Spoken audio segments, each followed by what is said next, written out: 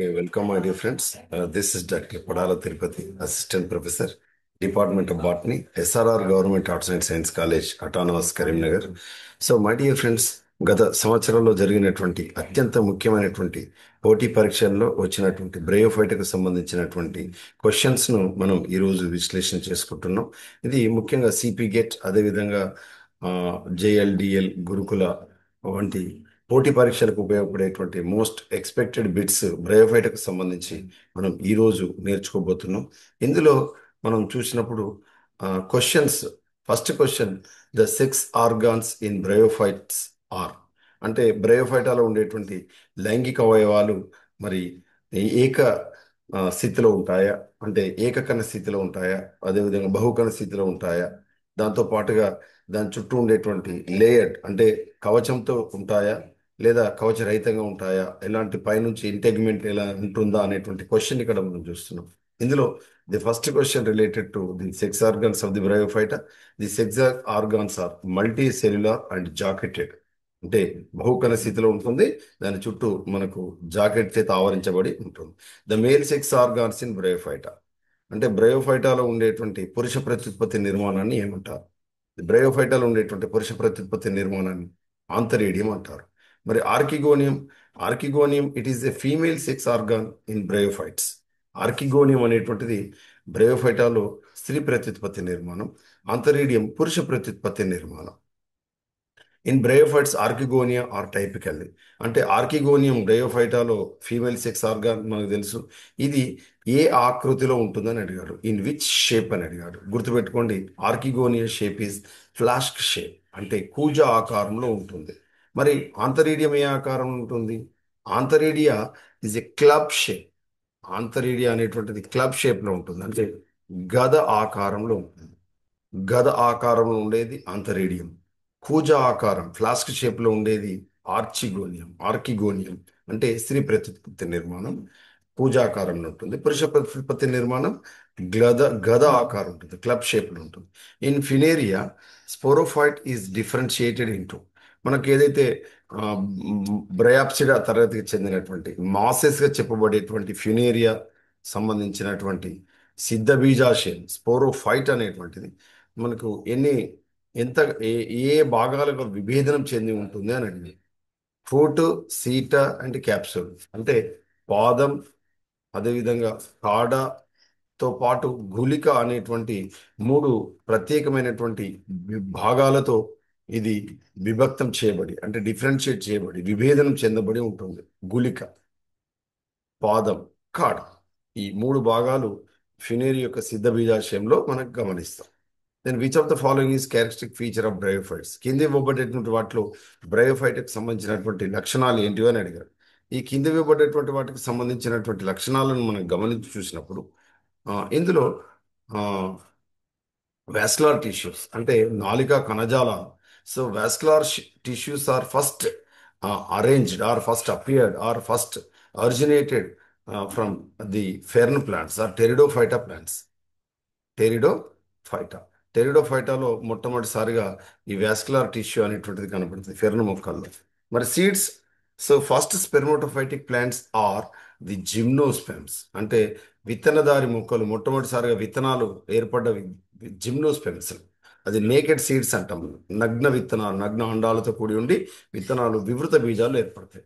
Independent gametophyte, అంటే ఏదైతే సంయోగ బీజాశయం ఉందో ఈ సంయోగ బీజాశయం అనేటువంటిది సిద్ధ బీజాశయానికి ఇందులో ఇండిపెండెంట్గా ఉంటుంది, అంతేకాకుండా డామినెంట్గా ఉంటుంది.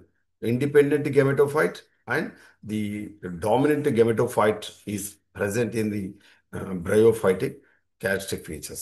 So dominant sporophyte which is present in pteridophyta plants, pteridophyta, pteridophytaలో అండ్ అదర్ హయ్యర్ ప్లాంట్స్లో స్పోరోఫైట్ అనేటువంటిది చాలా డామినెంట్గా ఉంటుంది. మనం చూసేటువంటి ట్రీస్, ఇవన్నీ భాగాలన్నీ కూడా స్పోరోఫైట్కి సంబంధించినటువంటి దశలే అట్లా. కాబట్టి డామినెంట్ స్పోరోఫైట్ అనేటువంటిది టెరిడోఫైటా నుంచి మనం గమనిస్తాం. So the right answer of this characteristic feature of bryophyte, that is independent gametophyte. Next question. The bryophytes, the sporophyte is usually. In bryophyte, especially sporophyte is like a parasite. It is depend on the gametophyte. అంటే gametophyte మీద ఇది ఆధారపడి ఉంటుంది. నీటి కోసం కానీ, ఆహారం కోసం కానీ, ఆవాసం కోసం కానీ ఆధారపడి ఉంటుంది. ఏది సిద్ధ బీజాశయం, సంయోగ బీజాశయం పైన. So sporophyte is always depends on the gametophyte in bryophytes. Okay, there is no free living, there is no dominant, gametophyte is dominant. Okay, then independent and autotrophic అనేటువంటిది మనకు గెమెటోఫైట్కి సంబంధించింది, స్పోరోఫైట్కి సంబంధించి కాదు. సో గెమెటోఫైట్ అనేటువంటిది ఇండిపెండెంట్గా ఉంటుంది, ఆటోట్రోఫిక్గా ఉంటుంది.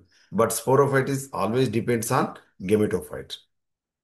Next question, which of the following lakhs true roots stem and leaves? మనకు తెలుసు ప్రత్యేకమైనటువంటి వేరు, అదేవిధంగా కాండం, అదేవిధంగా పత్రాలు లేకుండా, పత్రాలు లోపించి ఉన్నటువంటి మొక్కలు మనకు ఉమ్, ఏ మొక్కలు అంటే బ్రయోఫైట్స్ అని మనం చెప్పుకుంటాం. ఎందుకంటే బ్రయోఫైట్ యొక్క దేహాన్ని మనం ఇప్పటికీ కూడా థాలస్ అని పిలుస్తాం. Why we can call thallus? There is no differentiation into roots, stem, and leaves. So that's why the Bryophyta plant body we can call as thallus. It is related to gametophytic phase. Okay, ఇందులో thallus అనేటువంటిది మనకు gametophyte అంటే predominant gametophytic phase. The thallus structure related to bryophytes. The remaining pteridophytes, gymnosperms and angiosperms, they have no definite root, stem, and leaves are observed in the pteridophyta, gymnosperms, and angiosperms. Next, bryophytes are called amphibians of the plant kingdom because, మరి bryophyta మొక్కలను why we can called as amphibians of the plant kingdom అంటే వృక్షరాజ్యపు ఉభయచరాలని bryophyta మొక్కలు ఎందుకు మనం పిలుస్తాం? Because without water there is no complete life cycle. At the same time they need water in for the reproduction.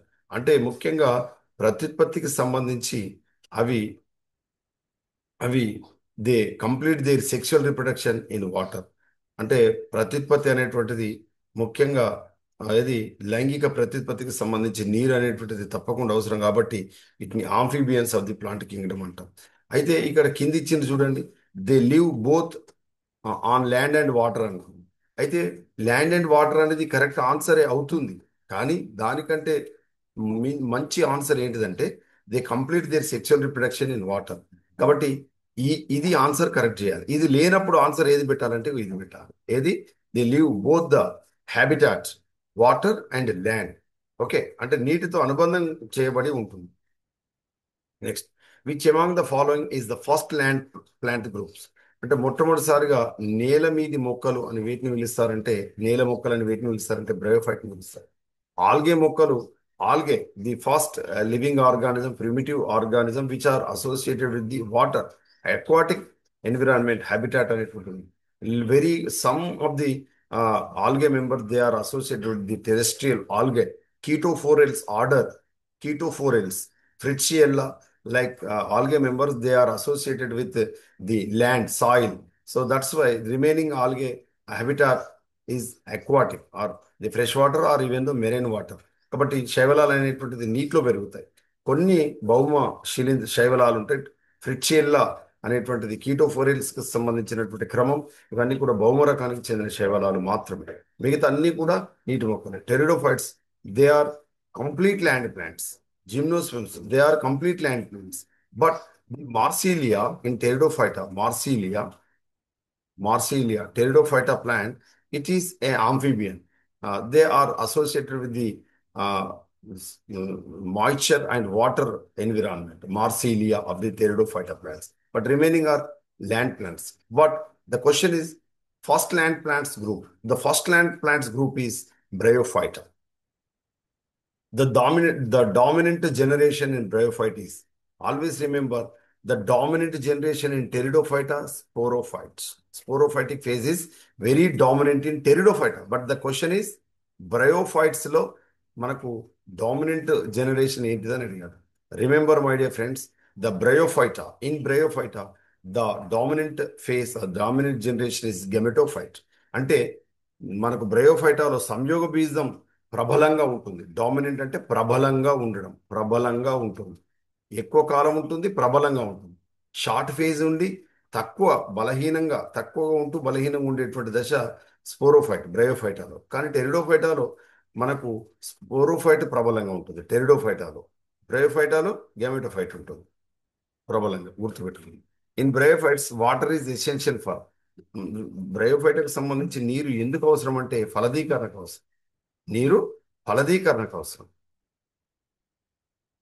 A capsule in bryophyte is part of the, మనకు capsule ఏదైతే sporophytic phase ఉంటుందో, ఈ sporophytic phase is classified into or divided into or includes foods, seta and capsule. అంటే మనకు పాదము, కాడ, పాదం, కాడ, గుళిక అనే మూడు నిర్మాణాలు దేనిలో భాగంగా ఉంటాయంటే సిద్ధ బీజాశయంలో భాగంగా ఉంటాయి. సిద్ధ బీజదం లేదా సిద్ధ బీజాశయం. ఈ స్పొరాంజి ఆ sporophyte consist food, seta and capsule. ఈ మూడు దశలు ఇందులో మనకు కనబడతాయి. కాబట్టి the right answer is sporophyte. ఇప్పుడు గెమెటోఫైట్ అనేటువంటిది మనకు సంయోగ బీజ దశ. Protonema is the first gametophytic phase. దీన్నే మనం ప్రథమ తంతు అని అంటాం. ప్రోటోనిమా ప్రథమ తంతు. It is the first gametophytic phase in the Bryophyta. Archegonia, it is related to female reproductive organ. Archegonia, it is a flask-shaped structure. It is related to female reproductive organ in Bryophyta. The right answer is Sporophyte. The protonema stage is found in, ఈ protonema ప్రథమ తంతు దశ ఎందులో కనబడుతుంది అంటే ఫినేరియాలో కనబడుతుంది.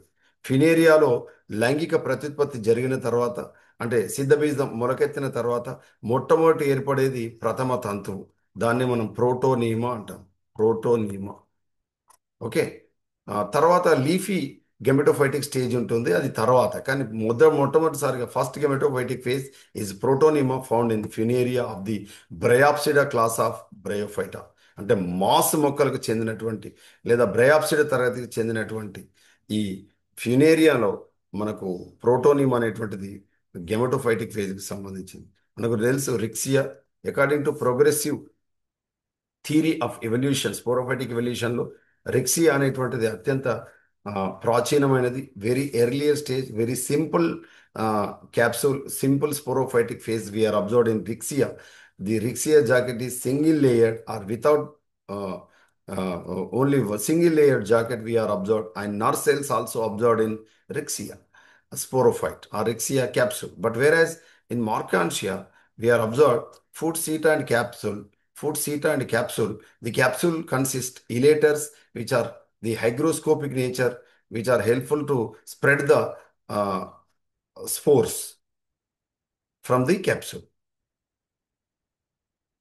Then Anthoceros కి సంబంధించి మనం తీసుకున్నప్పుడు Anthoceros also we can called as horn, belongs to hornworts or the Anthocerotopsida class. The Anthoceros sporophyte is contains the vascular tissue or cambium tissue, which is useful for the capsule is completely continuously developing state. So that's why the sporophyte looks like a horn shape or horn structure. కొమ్ము మాదిరిగా పెరుగుతూ ఉంటాయి, అందుకే వీటిని కొమ్ము మొక్కలు అంటారు. ఆంతోసిరటాప్సిడా తరగతి చెందినటువంటి ఆంతోసిరాస్. ఓకే. ఆంతోసిరాస్లో సూడో ఇలేటర్స్ ఉంటాయి. Pseudo elaters are present in Anthoceros. Columella is present in the sporophytic of Anthoceros and also the Funaria capsule. Funaria క్యాప్సూల్లో మనకు ట్రాబిక్యులే ఉంటుంది, ఎయిర్ చాంబర్స్ ఉంటాయి. ట్రాబిక్యులే మనకు ఎండోజీనస్గా ప్రొడ్యూస్ అవుతుంది. Elaters are found in which capsule మనకు తెలుసు. ఇలేటర్స్ అనేటువంటివి మనకు మార్కాన్షియాలో కనబడతాయి. రిక్సియాలో నర్స్ సెల్స్ కనబడతాయి. నర్స్ సెల్స్ రిక్సియాలో. ఆంతోసిరాస్లో సూడో ఇలేటర్స్ కనబడతాయి. సూడో ఇలేటర్స్. ఇలేటర్స్కి సూడో ఇలేటర్స్కి తేడా ఏంటంటే ఇలేటర్స్కి హైగ్రోస్కోపిక్ నేచర్ ఉండి అవి సర్పిల మందాలు కలిగి ఉంటాయి. But pseudo elater does not possess any సర్పిల స్పైరల్ థికనింగ్. సర్పిల మందాలు ఉండవు, హైగ్రోస్కోపిక్ నేచర్ ఉన్నప్పటికీ.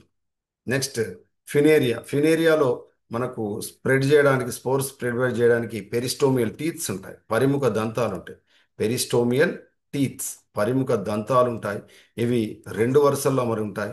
16 నుంచి 32 అమరి ఉండేటువంటిది మనకు ఫినేరియాలో ఉంటాయి. పాలిట్రైకంకు సంబంధించి 32 నుంచి 64 వరకు ఉంటాయి. అంటే 4 దశలు, 4 వరుసల్లో ఉన్నప్పుడు పాలిట్రైకంలో ఈ పెరిస్టోమియల్ టీత్స్ అంటే పరిముఖ దంతాలు ఉండి సిద్ధ బీజాల విడుదలకు తోడ్పడతాయి. ఇది గుర్తుపెట్టుకోవాలి. Next the sex organs in bryophytes are, మనకు ఆల్రెడీ చెప్పుకున్నాం ఈ సెక్స్ ఆర్గాన్స్. అదేవిధంగా ఈ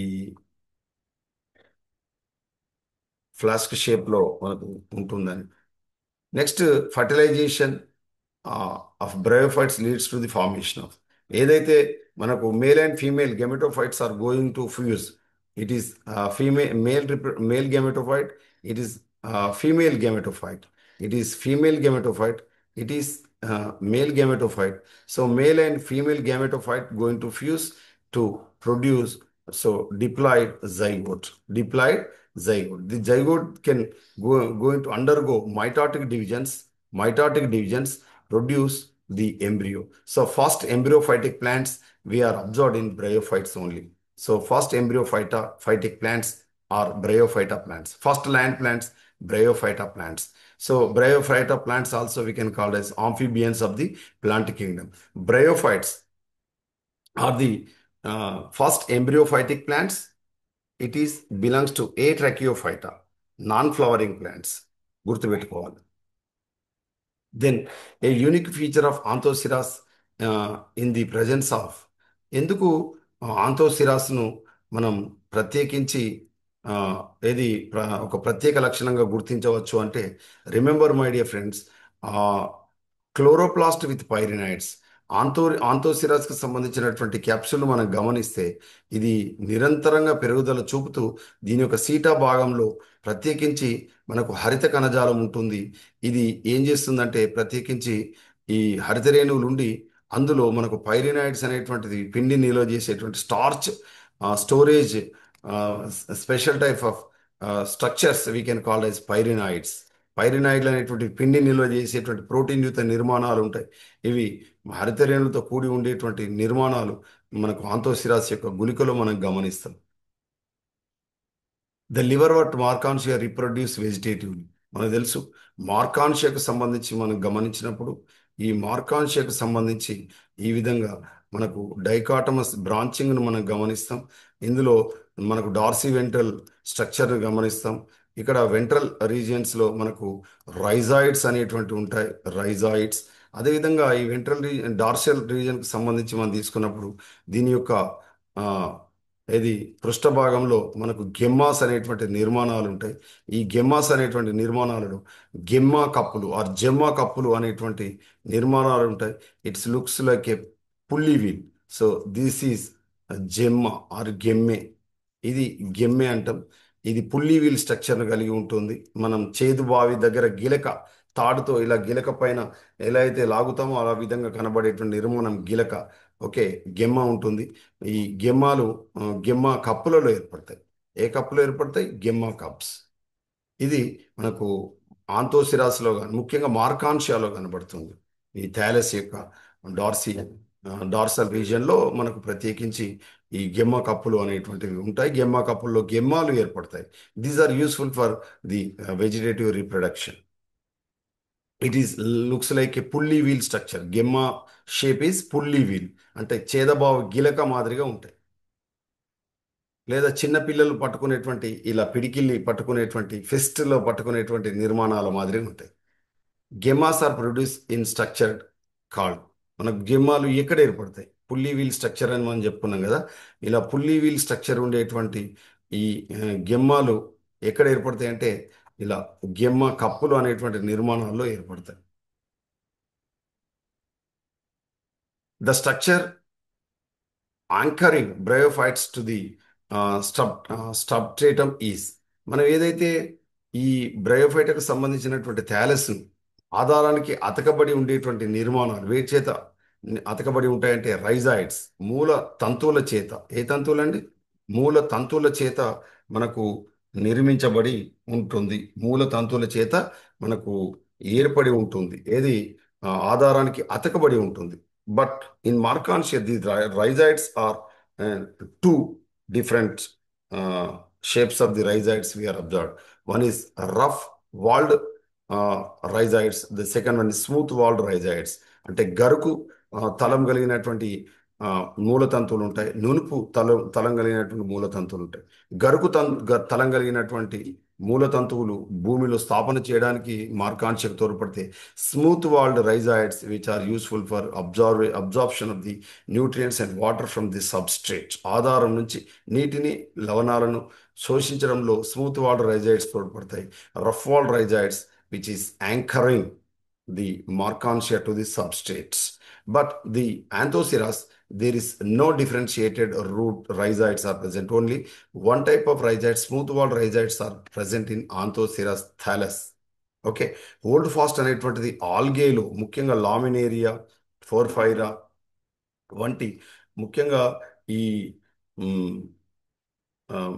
ఫియోఫైస్కి చెందినటువంటి, అంటే మనకు ఏమని చెప్పొచ్చు అంటే గోధుమ శైవలాలకు సంబంధించినటువంటి బ్రయోఫైట్కి సంబంధించినటువంటి సారీ బ్రౌన్ ఆల్గేకి చెందినటువంటి ఫియోఫైస్కి చెందినటువంటి శైవలాల్లో హోల్డ్ ఫాస్ట్ ఉంది.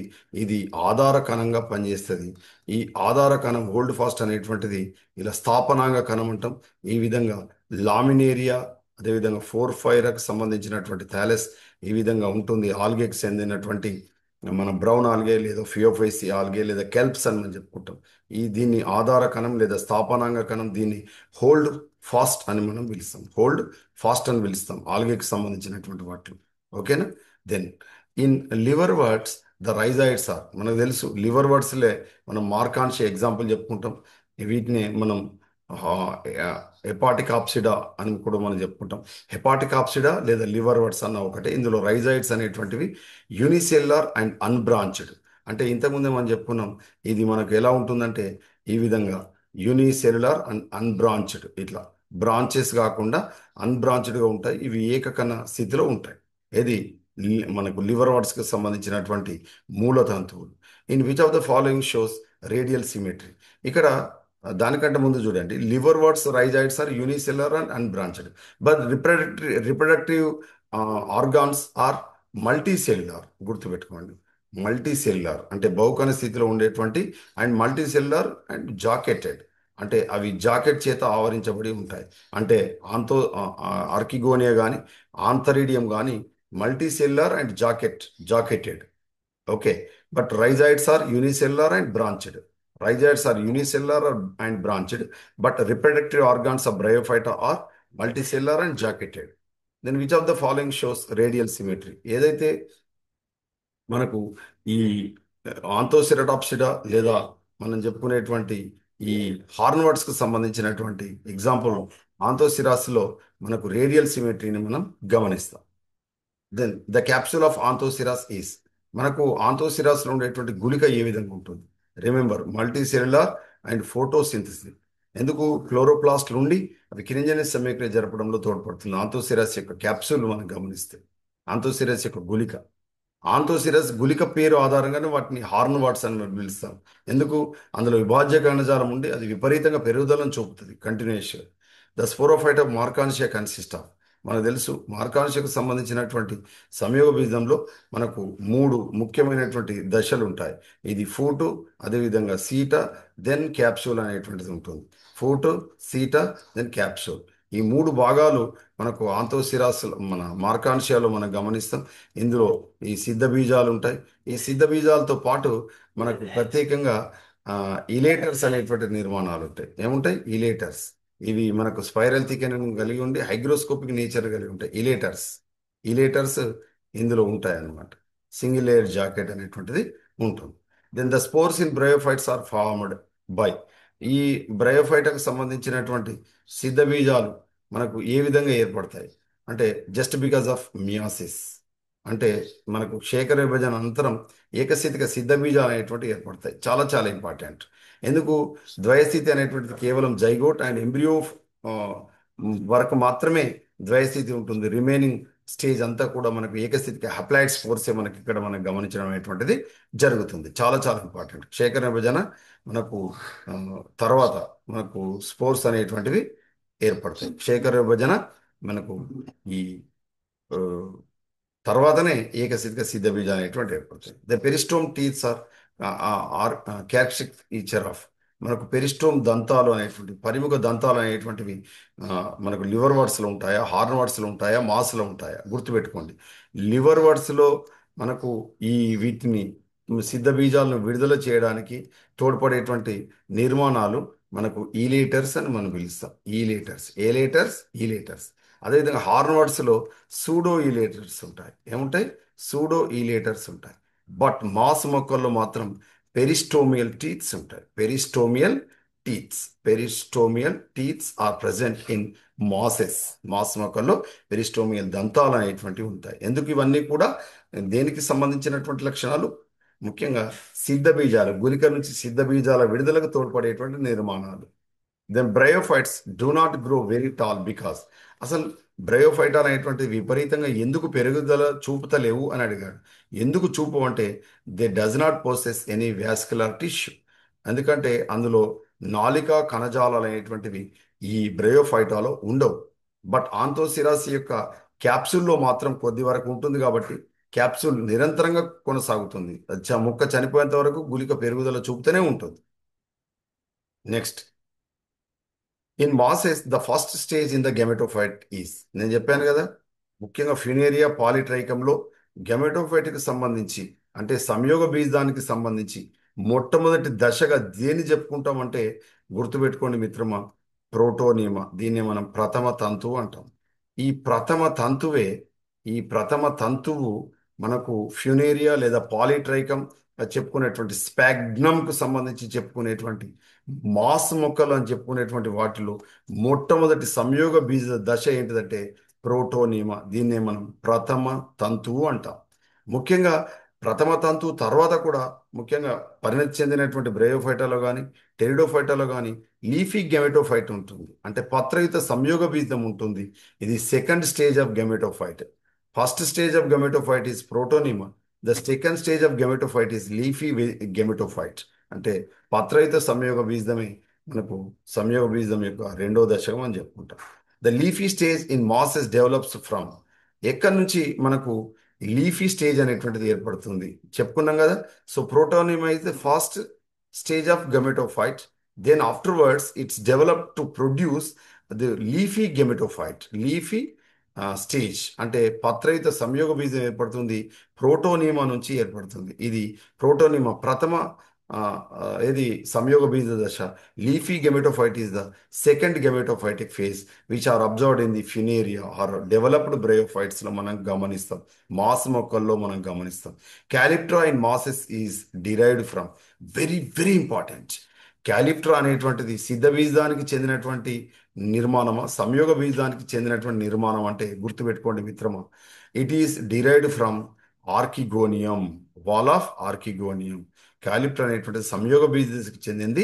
ఇది ఆర్కిగోనియంకు సంబంధించినటువంటి ఆ, ఏది నిర్మాణంగా మనం చెప్పుకుంటాం. కానీ ముఖ్యంగా ఫినేరియాలో కానీ లేదా పాలిట్రైకంకు సంబంధించినటువంటి వాటిలో క్యాలిప్టర్ అనేటువంటిది ఆ, మనకు క్యాప్సూల్లో ఉన్నప్పటికీ కూడా అది ఎక్కడి నుంచి ప్రొడ్యూస్ అవుతుందంటే ఆర్కిగోనియం నుంచి ఏర్పడుతుంది. కాబట్టి క్యాలిప్టర్ అనేటువంటిది సంయోగ బీజ దశకు చెందింది.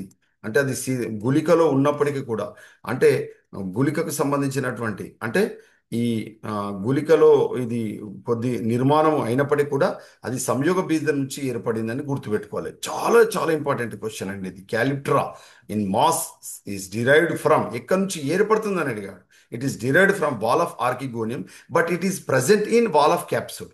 అంటే మాస్ మొక్కల్లో పాలిట్రైకంలో కానీ అదేవిధంగా ఫ్యునేరియాలో కానీ ఇది గుళిక యొక్క గోడలో ఉంటుంది. బట్ ఇది ఏర్పడింది ఎక్కడి నుంచి అంటే మనకు ఆర్కిగో నుంచి ఏర్పడింది. కాబట్టి ఇది సంయోగ బీజ దశకు చెందిందని గుర్తుపెట్టుకోవాలి. Next question, seta is found in.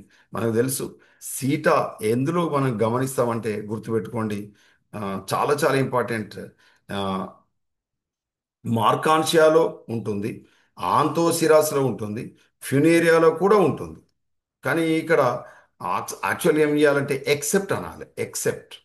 ఎందుకు ఎక్సెప్ట్ అంటున్నా అంటే రిక్సియాలో సీట్ ఆఫ్ ఫుట్ అనేది ఉండదు, డైరెక్ట్ గుళికనే ఉంటుంది. ఈ గుళికలో మనకు ఏముంటాయంటే ఈ స్పోర్స్ ఉండి వీటితో పాటుగా మనకు అడిషనల్గా నర్స్ సెల్స్ ఉంటాయి. ఈ రెడ్ కలర్లోవి నర్స్ సెల్స్ అన్నమాట. ఇది దేనికి సంబంధించింది? రిక్సియా. రిక్షాకు సంబంధించినటువంటి క్యాప్సూల్లో నర్స్ సెల్స్ అండ్ స్పోర్స్ మాత్రమే ఉంటాయి. There is no seta, there is no food.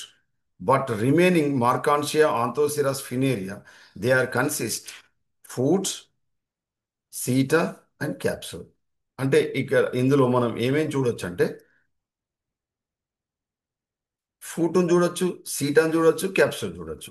ఇది ఫూటు, ఇది సీటా, ఇది క్యాప్సూల్. అంటే పాదం, కాడ, గుళిక. పాదం, కాడ, గుళిక. ఈ మూడింటిని మనం చూడొచ్చు. ఏది మనకి క్యాప్సూల్కు సంబంధించి, అంటే సంయోగ సిద్ధ బీజంకు సంబంధించి. అంటే sporophyte consist foot, seta, capsule in Marchantia, Anthoceros and Funaria. But except Riccia does not possess any seta and food. Only capsule is present. Then last question of today's class. The economic importance of sphagnum is includes. Very, very important. Sphagnum దీన్ని peat moss అని మనం పిలుస్తాం, bog moss అని కూడా మనం పిలుస్తాం. Peat moss or bog moss అని పిలుస్తారు. పీట్ అంటే ఇది పెరిగిన దగ్గర మనకు మెత్తటి మట్టి లాంటి నిర్మాణం ఏర్పడుతుంది. దీని యొక్క బాగా ఎదుగుతున్నటువంటి సంయోగ బీజం చాలా తొందరగా ఫంకిలమై కుళ్ళిపోయి, అంటే చనిపోయిన తర్వాత తొందరగా మాస్ ఏర్పడి, అంటే మట్టి లాంటి మెత్తటి మట్టిని ఏర్పడి అది ఇతర మొక్కల పెరుగుదలకు తోడ్పడుతుంది. అంతేకాకుండా ఈ పీటును ఈ పీటును ఇతర మొక్కలకు నీటిని తొందరగా ఆరిపోకుండా తోడ్పడుతుంది అనమాట. చాలా చాలా ఇంపార్టెంట్. సో ఈ ఎందుకు ఇది ఉపయోగపడుతుందంటే ఈ sphagnum the economic importance is fuel and packing material.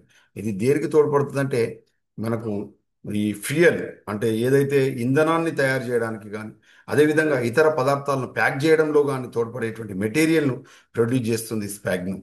ఇది ఈ రోజుకు సంబంధించినటువంటి class. Remaining class we will discuss tomorrow. I will explain, my dear friends. I will stop here. All the best. I wish you all success.